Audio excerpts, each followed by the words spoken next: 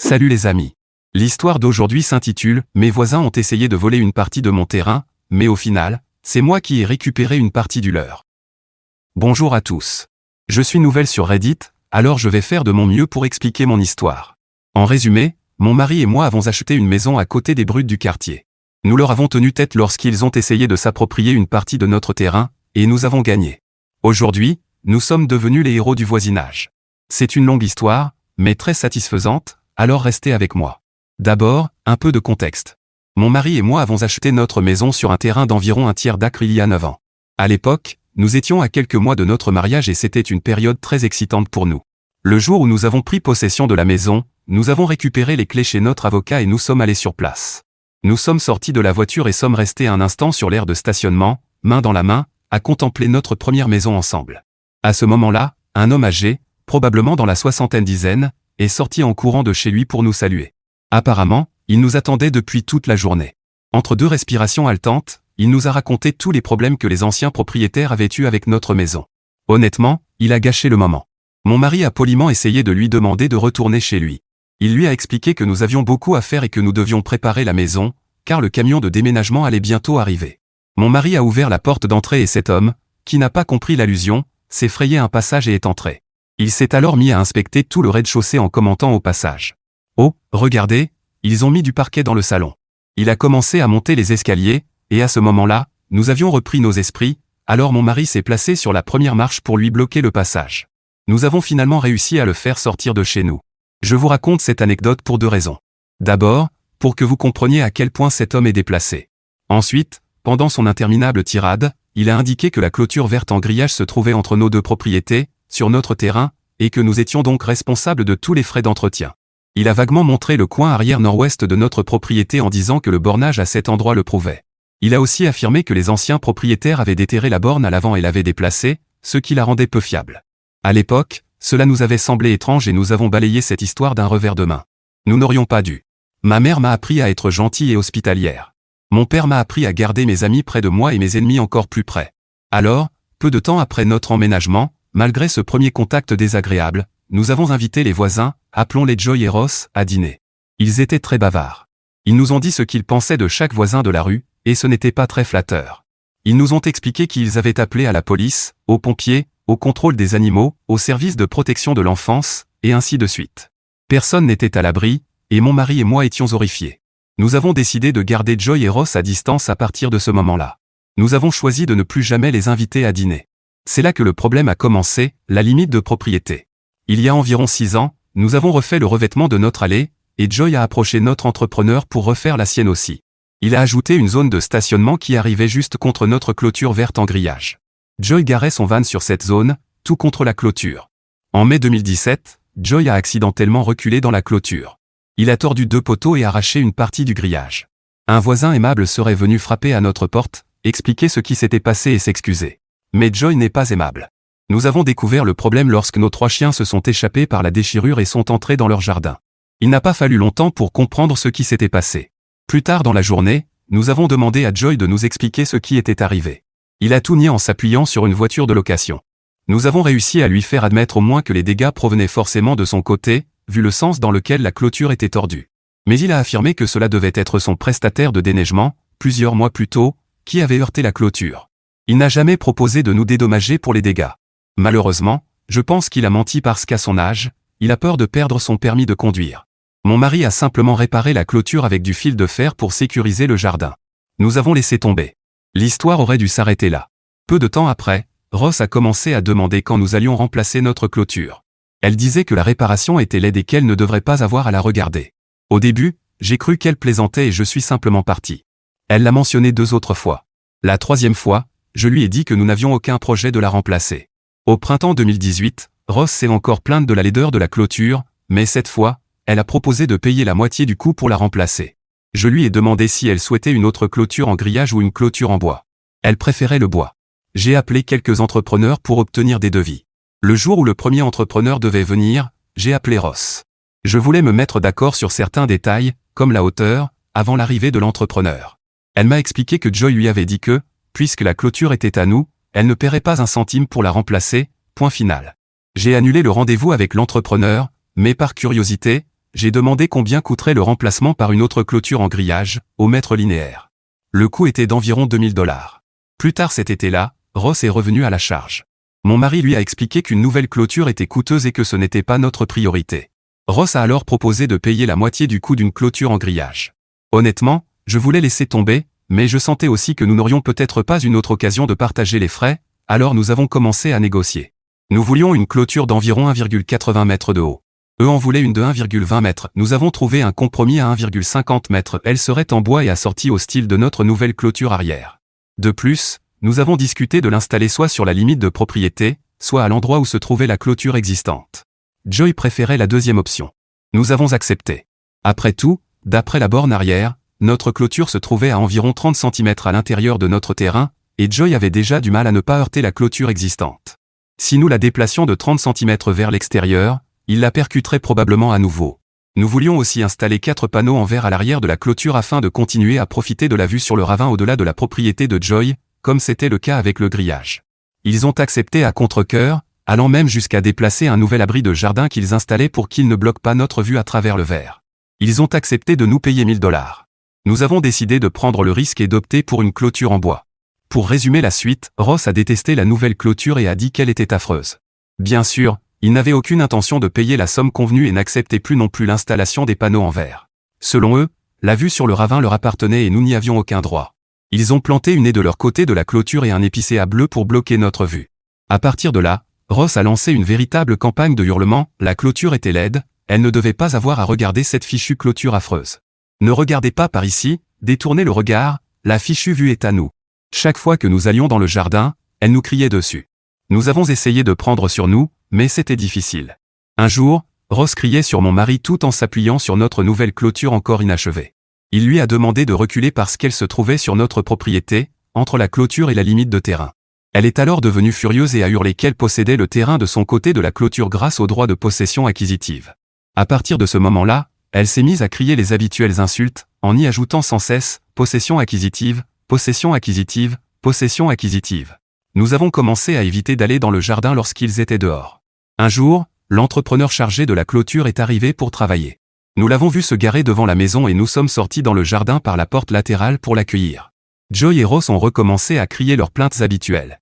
En plus, Ross a ajouté des mensonges sur notre entrepreneur, qu'il ne savait pas ce qu'il faisait, qu'il avait construit une clôture affreuse, qu'il était désordonné et qu'il laissait du bois et des outils sur leur propriété. Mon mari en a eu assez et a finalement explosé, disant à Ross de se taire. Il l'a aussi traité de menteuse. Ross a accusé mon mari de l'avoir menacé. À ce moment précis, l'entrepreneur et sa femme, qui apportaient des outils dans le jardin, ont fait savoir qu'ils étaient là. Ross s'est immédiatement tu, car nous avions des témoins. C'est là que j'ai compris que Ross essayait de nous piéger pour pouvoir appeler la police. Elle voulait nous accuser de l'avoir menacé. J'ai consulté un avocat. Notre avocate nous a expliqué 4 choses. Premièrement, nous avions peu de base pour faire valoir l'accord verbal des 1000 $, il valait mieux laisser tomber. Stratégiquement, il était dans notre intérêt d'avoir le contrôle total de la clôture et de nous assurer qu'il n'y ait aucun droit. Nous pouvions la construire comme nous le souhaitions et n'avions pas besoin de leur permission pour les panneaux en verre. Deuxièmement, il n'avait aucun fondement pour une revendication de possession acquisitive. Nos propriétés avaient été enregistrées au registre foncier par le promoteur avant même la construction des maisons. Dans notre province, les propriétés inscrites au cadastre du registre foncier ne sont pas admissibles à la possession acquisitive, conformément au chapitre L5 de la loi sur les titres fonciers. Elle nous a aussi expliqué que crier par-dessus la clôture qu'ils possédaient le terrain ne le leur donnait pas, ils devaient saisir un tribunal pour le revendiquer. Troisièmement, hurler par-dessus la clôture constitue une infraction, plus précisément une nuisance privée, et nous devions appeler la police.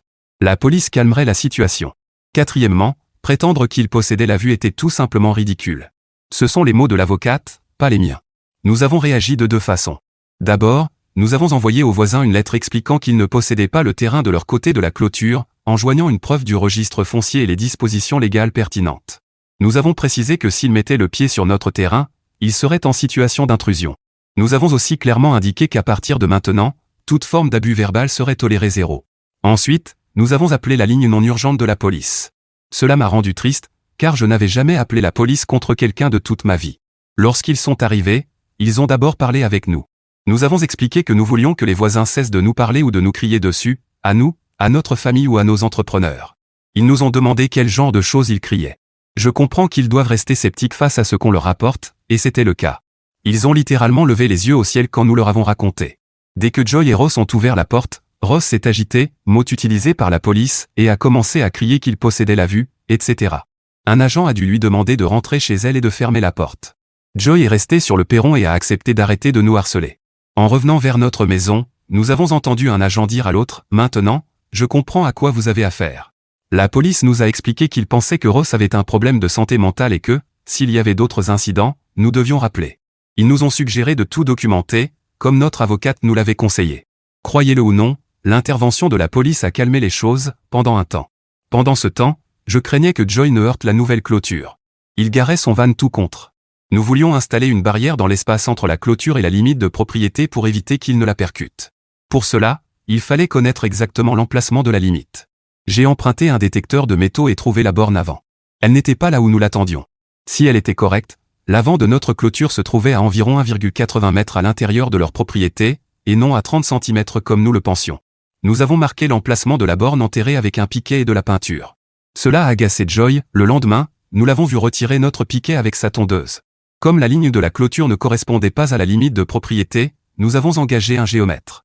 Il a découvert que Joy avait non seulement retiré notre piquet avant, mais aussi la borne officielle enterrée avec sa tondeuse, ce qui est illégal. Lorsque Ross a vu les géomètres, elle a accouru et les a attaqués verbalement, disant qu'ils n'avaient pas le droit de pénétrer sur sa propriété.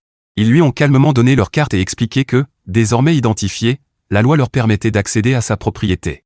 Ross a alors installé une chaise de jardin sur sa pelouse, s'est assise, a croisé les bras et a fixé les géomètres toute la journée.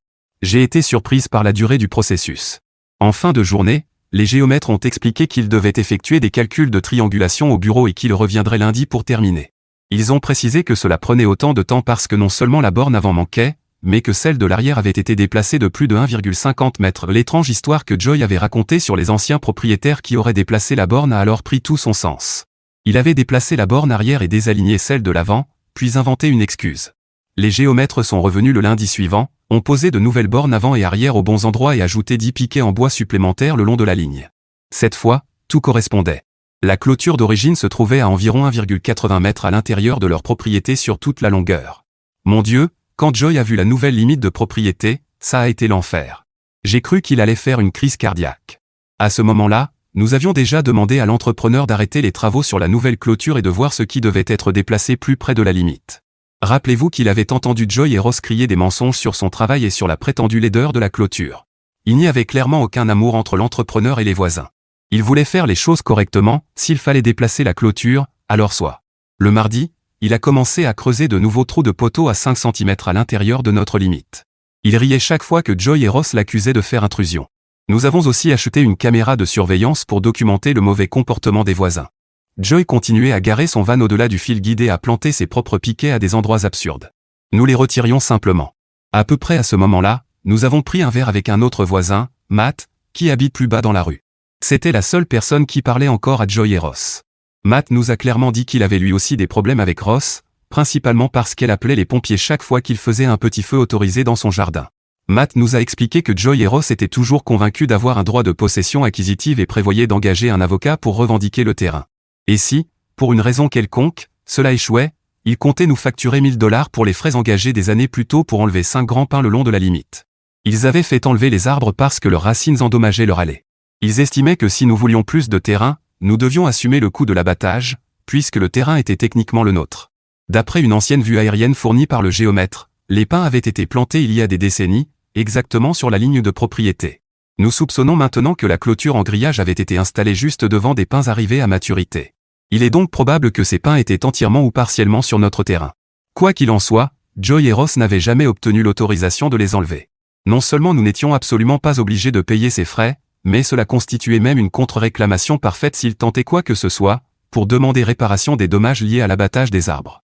D'après ce que Matt nous a raconté, Ross était tellement furieuse que la police lui ait demandé de rentrer chez elle le jour où nous les avions appelés qu'elle a appelé le sergent et déposé une plainte contre les agents. Fidèle à son habitude d'appeler les autorités pour tout et n'importe quoi, elle a appelé les autorités, contre les autorités. Au moins, elle est cohérente. J'ai mentalement noté de demander les mêmes policiers si nous devions rappeler un jour, sachant qu'il n'y avait clairement aucun amour entre eux et nos voisins. Fidèles à leur parole, les voisins ont engagé un avocat. Tout le quartier l'a vu arriver en costume, mallette à la main. Ils ont forcément été informés qu'il n'y avait aucun fondement à une revendication de possession acquisitive, qu'ils ne pouvaient pas nous facturer l'abattage des arbres, et qu'ils n'avaient rien. Il ne s'est donc rien passé. La clôture a finalement été installée à 5 cm, 2 pouces, de la limite de propriété. Nous avons fait des concessions, pas de panneaux en verre. C'était le bouton rouge pour Ross, elle a menacé de les casser. Un jour, tenant un marteau, elle a dit que ce serait vraiment dommage s'il se brisait, vous voyez le genre. Très généreusement, nous avons décidé de ne pas couper le coin asphalté de la zone de stationnement de Joy qui empiétait sur notre terrain. À la place, nous avons fait un décroché de 60 cm, 2 pieds, dans la clôture et installé une barrière en bois afin que Joy ne puisse pas heurter la nouvelle clôture. Nous n'avions aucune envie de gérer les conséquences s'il la percutait. Ross continue de se plaindre amèrement que la clôture est laide, mais nous n'en avons plus rien à faire. Ce qui a été intéressant, c'est que lorsque nous avons tenu tête à Joy et Ross, on a presque entendu un applaudissement collectif dans le quartier. Plusieurs voisins sont venus frapper à notre porte pour nous serrer la main, nous offrir leur soutien et nous raconter leurs propres histoires avec eux. En prime, nous avons récupéré près de 34 mètres carrés, environ 365 pieds carrés, de terrain. Ce fut un chapitre douloureux et triste, mais nous sommes reconnaissants d'avoir d'autres voisins décents et gentils. Je voulais partager cette histoire pour que d'autres sachent qu'avec de la patience, le soutien d'un avocat, d'un géomètre et d'un entrepreneur, les conflits de limites de propriété peuvent être résolus et de manière très satisfaisante. J'ai quelques histoires de suivi plus petites, j'ajouterai un autre post. Mise à jour 1. Mon premier post parlait des voisins qui avaient déplacé des bornes et tenté de nous voler environ 1,80 m de terrain le long de la limite ouest. Après l'intervention d'un avocat, d'un géomètre et un appel à la police, nous avons finalement sécurisé notre terrain avec une nouvelle clôture. Voici la suite de l'histoire. Pendant que le conflit sur la limite de propriété et la clôture était encore en cours, Joy, très contrarié, a engagé un électricien en juin 2019 pour installer un projecteur au-dessus de sa porte de garage. Le garage fait face à notre jardin arrière. La lumière était intense, extrêmement brillante, et éclairait directement la fenêtre de notre salon. En réalité, elle pointait droit sur notre télévision. Nous avons dû déplacer la télé du manteau de la cheminée vers un coin pour pouvoir regarder quand la lumière était allumée. Nous savions que c'était par pure malveillance. Comment ? La fenêtre de mon bureau donne sur l'allée, et j'ai entendu Joy dire à l'électricien d'orienter la lumière vers nos fenêtres. Je ne suis pas descendu à leur niveau, j'ai simplement déplacé la télévision et laissé tomber. Mais j'ai commencé à documenter les moments où la lumière restait allumée pendant des heures, bien plus que ce qu'un détecteur de mouvement aurait justifié, parfois même en plein jour. Je notais simplement les incidents sur le calendrier de la cuisine et prenais rapidement une photo avec mon téléphone, horodaté. Je n'avais aucune idée à quel point cela deviendrait important plus tard. Il y a quelques hivers, des voisins d'en face ont offert des luges à leurs 3 garçons pour Noël. Les enfants ont demandé aux voisins de l'autre côté, Joy et Ross, s'ils pouvaient faire de la luge sur leur pente qui descend vers le ravin. Ils ont donné leur permission. Le premier jour, les enfants utilisaient la colline désignée quand Ross est sorti en courant de la maison en hurlant qu'il devait dégager de cette fichue propriété. Elle a traité les enfants de « petits bâtards ». Elle ne savait pas que leur mère était juste derrière eux. Premièrement, ce n'était même pas la propriété de Joy et Ross, mais celle d'à côté. Deuxièmement, personne ne crie sur des enfants ni ne les traite de « petits bâtards ». Cela a déclenché une véritable guerre entre Ross et Joy et les voisins d'en face. Ce que je ne savais pas, c'est que le projecteur du garage de Joy, extrêmement puissant, éclairait aussi directement la maison des voisins d'en face. Ils ont donc appelé le service de contrôle du respect des règlements municipaux. Selon les règlements locaux, personne ne peut installer ou utiliser un éclairage extérieur qui éclaire directement les fenêtres d'une unité d'habitation. Les zones de stationnement peuvent être éclairées, mais les luminaires doivent être installés de manière à ce qu'aucune partie ne se trouve à plus de 9 mètres, 30 pieds, au-dessus du niveau du sol fini, sauf autorisation spéciale, et la lumière doit être dirigée vers le bas et déviée des terrains, routes, rues et habitations adjacents. Nous avions volontairement évité d'invoquer les règlements, car nous savions que si quelqu'un contactait les autorités, Joy et Ross supposeraient immédiatement que c'était nous. Mais nous avons finalement décidé de contacter le service et de raconter notre expérience. J'avais documenté 29 incidents depuis l'installation de la lumière. J'ai préparé une présentation PowerPoint avec des photos horodatées. Au moins, lorsque l'inspecteur a parlé à Joy et Ross, il pouvait dire qu'il y avait eu plusieurs plaintes. L'inspecteur chargé des règlements a été très réceptif. Il a dit qu'il avait rapidement parlé à Joy, qui avait promis de changer l'ampoule et d'orienter la lumière vers le bas. Un mois plus tard, j'ai déposé une deuxième plainte, avec 4 incidents supplémentaires. J'ai expliqué que la lumière restait très intense et n'avait pas été abaissée. L'inspecteur m'a demandé de lui montrer, en photo, ce que nous vivions dans le salon lorsque la lumière était allumée. La fois suivante, j'ai allumé la lumière de la pièce et pris une photo. On voyait clairement la lumière entrer dans la pièce et éclairer le plafond et la cheminée. Avec ces informations, l'inspecteur les a recontactés. Dernière mise à jour, il les a informés que si cela continuait, chaque plainte supplémentaire entraînerait une amende de $250. Environ 6 semaines plus tard, Une troisième plainte a été déposée pour 4 autres incidents documentés. Lors de la dernière mise à jour, l'inspecteur nous a dit qu'il avait ordonné à Joy et Ross de désactiver la lumière. Depuis, plus aucun incident. Joy est radin et ne voulait pas risquer des amendes ou un privilège sur sa propriété. Petite parenthèse, Ross a toujours un problème avec notre clôture arrière depuis son installation. Elle fait plus de 1,80 m et elle insiste qu'elle fait moins de 1,80 m. Elle répète sans cesse qu'il faut en couper 30 cm. Au lieu de lui expliquer pourquoi elle dépasse les 1,80 m, je lui demande simplement « Pourquoi ça t'importe ?» Elle ne touche pas à sa propriété. Elle est juste curieuse et intrusive. La vérité, c'est que selon les règlements, la hauteur maximale entre deux propriétés résidentielles est inférieure à 1,80 m, mais le terrain derrière le mien n'est pas résidentiel, il appartient à la municipalité. Avant de construire la clôture, nous étions allés au bureau des règlements et ils avaient confirmé que la hauteur maximale autorisée était de 2,40 m. Notre clôture fait donc un peu plus de 1,80 m et est parfaitement légale. Mais pourquoi lui expliquer? Ce n'est pas son affaire. L'inspecteur a d'ailleurs noté que chaque fois qu'elle l'appelait au sujet de la lumière, elle évoquait aussi la hauteur de la clôture. Lui et moi en avons ri. Mise à jour 2. Il y a beaucoup à raconter, et le temps a filé depuis mon dernier post. Notre devise actuelle, après avoir lu les commentaires, c'est « De bonnes clôtures font de bons voisins, de mauvais voisins font un bon engrais ». Rien de tel ne leur est arrivé, bien sûr, même si on a dû se contenir. Je pense sincèrement que l'IRO, l'organisme de règlement des différends, mérite la reconnaissance de tous les Canadiens. Si nous avions vécu dans le pays voisin du Sud, cette devise aurait peut-être été prise au pied de la lettre. Je pensais que le problème de l'éclairage était réglé. Joy n'avait pas allumé le projecteur pendant des semaines, de peur de devoir payer plus de 250 $ cette fois-ci. Jusqu'au jour où il l'a rallumé et l'a laissé allumer, alors que personne n'utilisait le garage. J'ai de nouveau documenté l'incident. Avant même de déposer une plainte, quelqu'un a lancé une pierre avec une précision impressionnante et a désactivé la lampe. Ce n'était pas nous, mais Joy était persuadé que c'était un enfant du quartier. Quoi qu'il en soit, j'ai redéposé une plainte et l'inspecteur est revenu. Il a infligé une autre amende, cette fois de 425 $. Le plus intéressant, c'est que je l'ai entendu, du côté de ma clôture, dire que Joy n'avait pas payé parce que les lumières avaient été vandalisées. L'inspecteur lui a calmement expliqué que, même si c'était vrai, il restait en infraction avec le règlement. L'inspecteur est ensuite venu chez nous et nous a demandé si nous avions des caméras de surveillance. Je lui ai dit que oui, mais qu'après vérification, il n'y avait aucun enregistrement du moment où Joy disait que le vandalisme avait eu lieu. C'était vrai. Je lui ai aussi expliqué que nous ne montrerions rien sans assignation officielle.